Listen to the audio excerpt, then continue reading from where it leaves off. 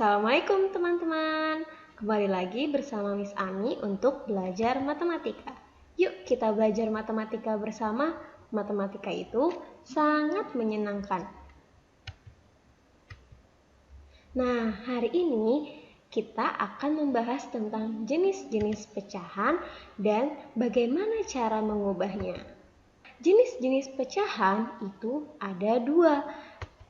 Yang pertama ada pecahan biasa dan yang kedua ada pecahan campuran. Nah, sekarang kita akan membahas pecahan biasa terlebih dahulu. Sebelumnya kita sudah belajar mengenal bentuk pecahan. Ada yang masih ingat? Seharusnya masih ingat ya. Di sini ada 9 per 2. 9 per 2. 9 per 2, di mana 9 per 2 itu merupakan salah satu contoh dari pecahan biasa. Ada satu lagi, 13 per 20. 13 per 20 juga merupakan pecahan biasa atau juga merupakan contoh pecahan biasa. Mari kita lihat, kemarin di bentuk pecahan sudah kita bahas ya. Kalau misalnya pecahan biasa itu terdiri dari apa aja? Pembilang dan penyebut. Di sini 9 dan 13 merupakan pembilang dan 20 itu merupakan penyebut. Jadi ingat, yang di atas garis disebut pembilang dan bilangan yang di bawah garis itu disebut penyebut. Nah, coba kita lihat ya. 13 per 20. Nah, 13 per 20 ini memiliki pembilang yang lebih kecil daripada penyebutnya. Oh iya, 13 itu kan lebih kecil ya daripada 20. Sehingga pecahan tersebut dinamakan pecahan murni. Jadi, pecahan murni itu jika suatu pecahan memiliki pembilang lebih kecil dari penyebutnya. Oke, jadi tadi dari apa yang sudah Miss Ami sampaikan, bisa kita simpulkan bahwa pecahan biasa adalah suatu pecahan yang terdiri dari pembilang dan penyebut. Pembilang itu yang di atas garis, penyebut itu yang di bawah garis. Nah, satu lagi yang bisa kita simpulkan, pecahan murni itu dapat disebut dengan pecahan biasa, akan tetapi pecahan biasa belum tentu bisa disebut sebagai pecahan murni. Karena apa? Karena tadi pecahan murni adalah pecahan yang memiliki pembilang lebih kecil dari penyebutnya. Karena nggak semua pecahan pembilangnya itu lebih kecil dari penyebutnya. Jadi gini, kalau misalnya suatu pecahan itu merupakan pecahan murni, itu dia pasti sebuah pecahan biasa. Tapi kalau pecahan biasa itu belum pasti pecahan murni. Nah, sampai sini apa kalian sudah paham? Jika sudah paham, mari kita lanjutkan. Selanjutnya kita akan membahas tentang pecahan campuran, jenis-jenis pecahan yang kedua. Coba kita perhatikan ya. Di sini ada sebuah pecahan, tapi berbeda dengan pecahan yang biasa tadi ya. Di sini ada angka lagi di depan pecahannya. Coba kita lihat gimana cara bacanya. Cara bacanya adalah angka yang di depan terlebih dahulu yang kita sebut. Oh, berarti 1, 2 per 3. 1, 2 per 3 itu merupakan salah satu contoh dari pecahan campuran. Ada lagi nih contoh. Nah, ini gimana cara bacanya? Jangan 2, 3 ya, tapi bacanya 23 1/2. Jadi nggak boleh nih bacanya 23 1/2. Tapi harus 23 1/2. Ini juga merupakan salah satu contoh dari pecahan campuran. Nah, di pecahan campuran tadi dia ada dua bagian ya. Ada bilangan bulat dan ada pecahan biasa. Yang mana yang disebut bilangan bulat? Nah, di sini berarti 1 dan 23 itu merupakan bilangan bulatnya. Sedangkan yang 2/3 dan 1/2 itu merupakan pecahan biasa. Jadi di pecahan campuran itu ada dua bagian. Ada yang bagian bilangan bulat dan bagian pecahan biasa. Nah, mudah kan sampai sini? Jadi, pecahan campuran adalah pecahan yang terdiri dari satu bagian bilangan bulat dan satu bagian pecahan biasa. Tadi, bilangan bulat itu yang di depan. Yang pecahan itu merupakan pecahan biasa. Sampai sini apa kamu sudah paham? Nah, jika sudah paham, mari kita lanjutkan. Nah, sekarang kita akan mengubah pecahan biasa menjadi pecahan campuran. Di sini ada syaratnya nih. Syaratnya angka pembilang harus lebih besar dari angka penyebutnya. Oh, berarti pembilangnya harus lebih besar dari penyebutnya. Dia baru bisa diubah menjadi pecahan campuran. Kalau misalnya pecahan biasa yang pembilangnya lebih kecil dari penyebutnya, tadi disebutnya apa? Ayo. Ya, benar. Tadi jika pecahan biasa pembilangnya lebih kecil dari penyebutnya, itu disebut pecahan murni. Nah, jadi jika pecahan biasa angka pembilangnya lebih besar dari penyebutnya, itu bisa kita ubah menjadi pecahan campuran. Nah, mari kita lihat contoh berikut ya. Di sini ada ubahlah 10/3 menjadi pecahan campuran. Kita lihat di sini 10 lebih besar daripada 3. Berarti 10/3 bisa kita ubah menjadi pecahan campuran. Coba kita lihat penyelesaiannya bersama-sama.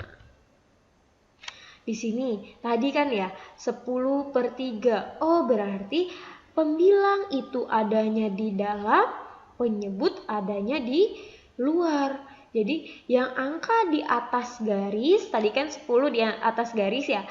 Yang di atas garis dia ada di dalam rumah, yang di bawah garis dia adanya di luar rumah. Berarti 10 kita bagi dengan 3. Coba sekarang 3 dikali berapa ya yang hasilnya mendekati 10? Coba 3 dikali berapa yang mendekati 10? Ya, benar. 3 dikali 3. Di mana 3 dikali 3 itu hasilnya berapa? 9. Jadi untuk hasil kita cari angka yang jika dikali 3 hasilnya mendekati 10. Karena 3 dikali 3 itu 9, maka di atas, di tempat hasil kita tulis angka 3. Dan ini 9 dapat dari mana? 9 dapat dari hasil perkalian dari 3 dikali 3. Setelah itu diapain? Setelah itu kita kurang. Berapa 10 dikurang 9? Hasilnya 1. Dari sini bisa kita lihat bahwa 3 merupakan hasil pembagian dari 10 dan 3. Di sini ada 3 merupakan pembaginya dan 1 merupakan sisa dari pembagian 10 dan 3. Untuk pembagian kurung mah sepertinya kalian sudah paham ya. Cuma bedanya kalau perkalian kurung di pecahan campuran itu pasti nanti ada sisa pembagiannya. Jadi jangan bingung kalau misalnya ada sisanya. Miss kok ini hasilnya enggak 0? Enggak apa-apa karena sisa pembagiannya ini nanti akan berfungsi atau akan berguna untuk menuliskan pecahan campuran tersebut. Oke, lalu bagaimana cara penulisan bentuk pecahan campurannya, Miss, kalau udah sampai sini? Nah, berarti caranya kita lihat di sini ya. 10/3 itu sama dengan 31/3. Duh, kok bisa jadi kayak gitu? Ya, nggak usah bingung. Di sini 3 itu dari hasil baginya tadi yang di atas ya. Hasil bagi itu yang di atas.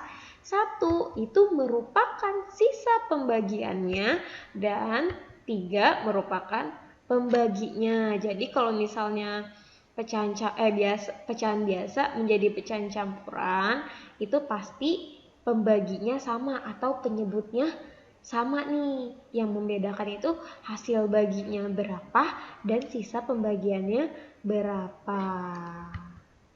Oke, sampai sini apa kalian sudah paham?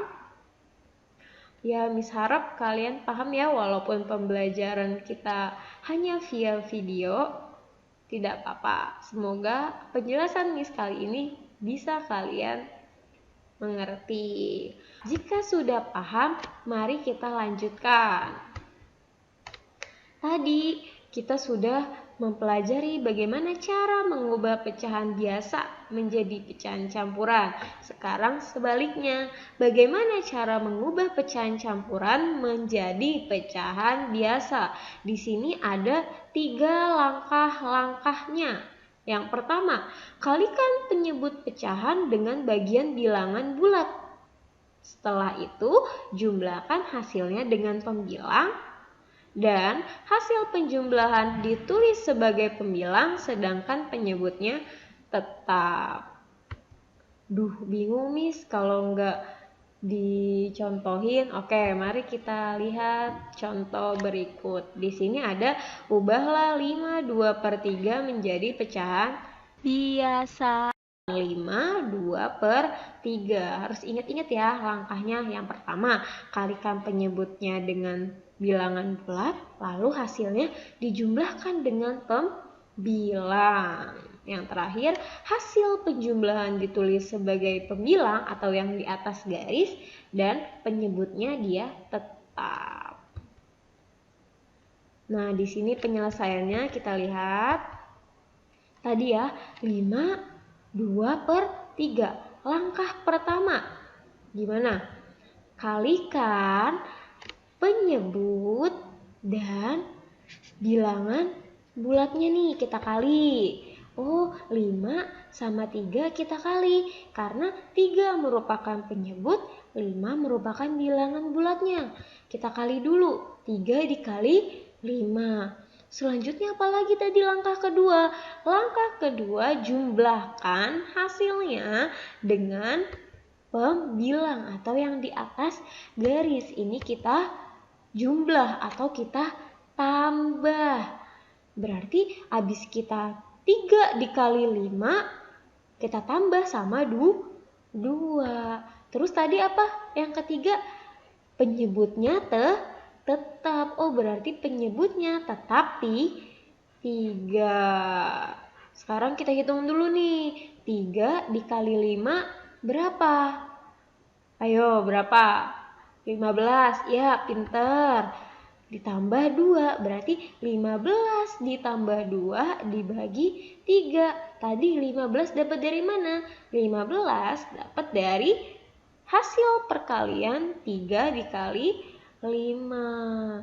Selanjutnya kita jumlah nih, kita tambah. 15 ditambah 2 berapa? 17. Oh, berarti pertama caranya kita kali penyebut dan bilangan bulatnya, kemudian hasilnya kita tambah dengan pembilang. Jangan lupa tadi menyebutnya dia tetap. Semoga mudah dipahami ya. Nah, jadi di sini tadi 5, 2/3 itu sama dengan 17/3. 5, 2/3 itu merupakan pecahan campuran, kita ubah jadi pecahan biasa. Oh, berarti pecahan biasanya 17/3, di mana 17 merupakan hasil dari perkalian dan penjumlahannya, dan 3 itu penyebut awalnya nih, dia sama-sama 3. Oke. Sampai di sini semoga kalian paham ya dengan apa yang sudah Miss jelaskan tadi. Oke, terima kasih. Semoga dari apa yang sudah Miss tadi jelaskan, kalian paham dan lebih mengerti dibanding hanya melihat dari materi yang sudah diberikan. Oke, jika masih ada yang kurang dipahami, boleh langsung tanyakan saja sama Miss Ami ya. Nggak usah malu-malu, daripada nanti kalian nggak paham, lebih baik bertanya. Oke, sampai jumpa di materi berikutnya. Kurang lebihnya mohon maaf. Wassalamualaikum warahmatullahi wabarakatuh.